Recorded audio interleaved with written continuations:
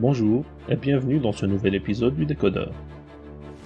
La présidente du Rassemblement national, Marine Le Pen, s'en est récemment prise aux dirigeants algériens qu'elle a accusés d'instrumentaliser le passé colonial de la France, au lieu de se concentrer sur les réels problèmes auxquels l'Algérie fait face. Dans un tweet daté du 6 juillet dernier, la chef de file du courant d'extrême droite avait écrit, je cite, « Les dirigeants algériens demandent des excuses pour le passé afin de masquer le présent. Il est temps qu'ils regardent en face le résultat de 60 ans d'indépendance. » Fin de citation. Alors, Marine Le Pen avait-elle raison dans son affirmation? Pas tout à fait. Avait-elle tort? Pas tout à fait non plus. Pour comprendre cette attaque de la politicienne française, qui est loin d'être une première, il est en effet utile de remonter un peu le temps pour en savoir un peu plus sur son parti. En 1972, 10 ans après l'indépendance de l'Algérie, est créé le Front National, ancêtre du Rassemblement National, alors présidé par Jean-Marie Le Pen, qui n'est autre que le père de Marine Le Pen. Celui-ci était d'ailleurs engagé dans l'armée française pendant la guerre d'Algérie, et a fait l'objet à plusieurs reprises d'accusations de torture au cours de ce conflit.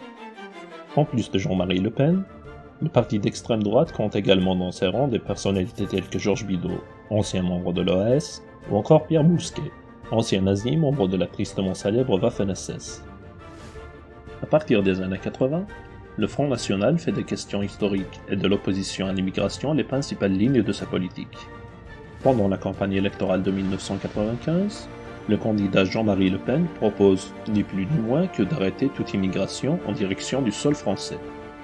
Une position qui sera plus tard réitérée en 2002 et en 2007, avant que le parti ne change de stratégie à partir de 2012, date à laquelle il ne demande plus l'arrêt de l'immigration, et la limitation du nombre d'entrées annuelles en France à 10 000. Lors de sa campagne électorale en 2017, la présidente du parti, Marine Le Pen, propose dans son programme certains points devant aider à lutter contre l'immigration, dont nous citerons notamment la suppression de la double nationalité pour les ressortissants hors Union européenne, la suppression du droit de sol ou encore l'impossibilité de régularisation pour les étrangers se trouvant en France en situation irrégulière. En plus des questions de l'immigration, ce parti porte un regard sur l'histoire qui est différent de la vision officielle et souvent sujet à débat. Ainsi, en ce qui concerne la guerre d'Algérie par exemple, l'actuel Rassemblement national a plus tendance à évoquer ce qu'il qualifie de « crime du FLN contre les populations civiles européennes », et il glorifie, voire occulte même au besoin, l'action de l'armée française qui a pourtant fait tout autant, sinon bien plus, de victimes chez les populations civiles musulmanes. Maintenant que nous avons un bref aperçu de l'histoire et de l'idéologie du Rassemblement national, jetons un regard de l'autre côté de la Méditerranée et parlons de la politique menée par les dirigeants algériens depuis l'indépendance.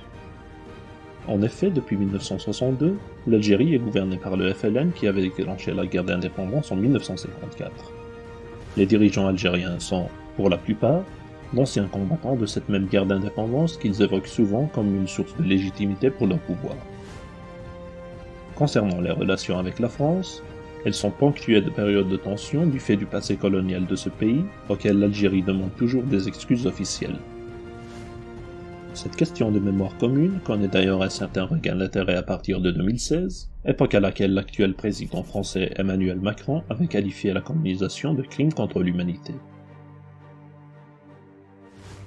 Sur le plan interne, le pouvoir algérien entretient un discours ultranationaliste avec pour fond de toile la guerre d'indépendance et les actions héroïques des acteurs de celle-ci. Comme le Rassemblement national en France, les dirigeants algériens évoquent souvent les crimes de la France coloniale à l'encontre des populations civiles algériennes et glorifient l'action du FLN tout en passant sous silence les éventuelles erreurs que celui-ci aurait pu commettre pendant la guerre. En conclusion, ni l'extrême droite représentée par Marine Le Pen, ni les dirigeants algériens n'ont tout à fait raison ou tout à fait tort. La guerre d'Algérie, qui est à l'origine des principales différences entre les deux parties, est à l'image de tous les conflits armés lors desquels rien ne peut être tout blanc ou tout noir, et où il faut nuancer les événements. Le FLN algérien peut, pour sa part, être placé à l'extrême droite de l'échiquier politique compte tenu de son discours fortement nationaliste, qui ne diffère pas vraiment de celui prôné en France par Marine Le Pen et le Rassemblement national.